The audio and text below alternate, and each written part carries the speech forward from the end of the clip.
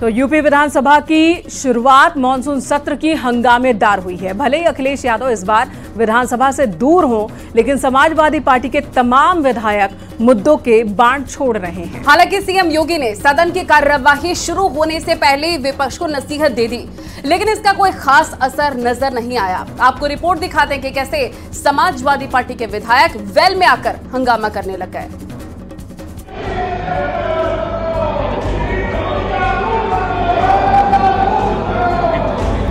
अगर आपके प्रश्नकाल में रुचि नहीं है श्रीमान अतुल प्रधान, तो आप यहाँ खड़े हो सकते हैं। नियम 56 मद में आएगा तो मैं आपको सुनूंगा।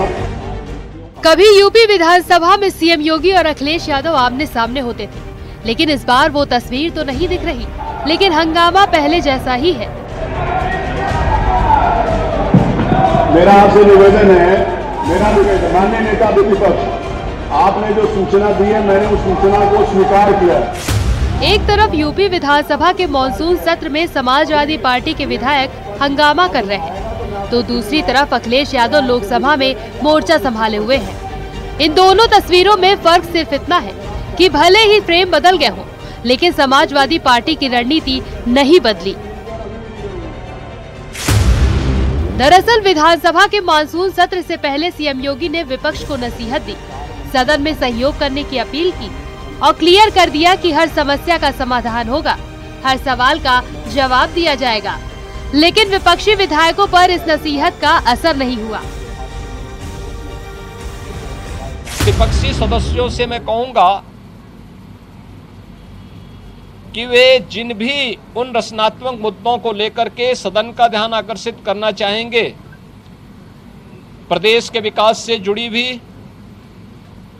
प्रदेश की जनता जनार्दन से जुड़ी हुई हर समस्या का समाधान करने के लिए सरकार पूरी प्रतिबद्ध है।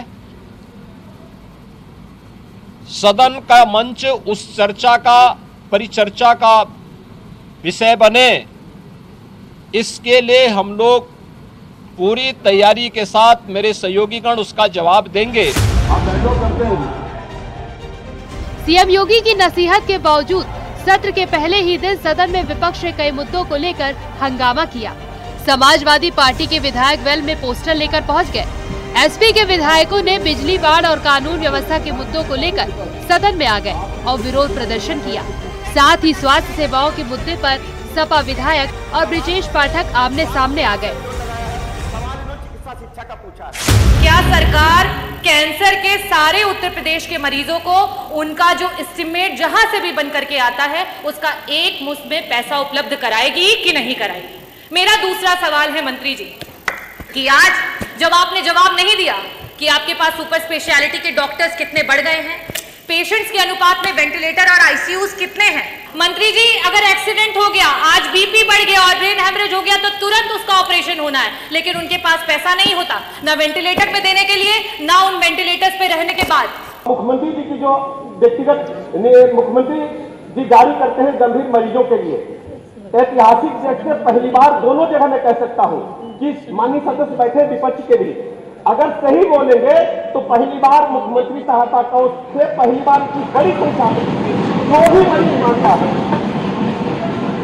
इसमें कोई हस्तक्षेप नहीं है, कोई भी इसमें विभाजन नहीं है। जो भी मरीज मांगता है उसको आवश्यकता अनुसार धनराशि उपलब्ध कराई जाती है। उसमें जाति, धर्म, संप्रदाय, धर्म को हम लोगों ने नहीं देखा है। यानी विपक्ष पूरी तरह से टकराव के मूड में है, तो वही सरकार की तरफ से भी पूरी तैयारी कर ली गई है।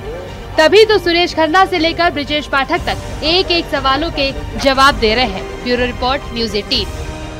लेकिन इसी हाउस में आपके बाल सफेद हुए कि मुफ्त में शेर सुनाने के मैं नहीं कायल, एक कप चाय पिलाओ तो गजल अर्ज करूं।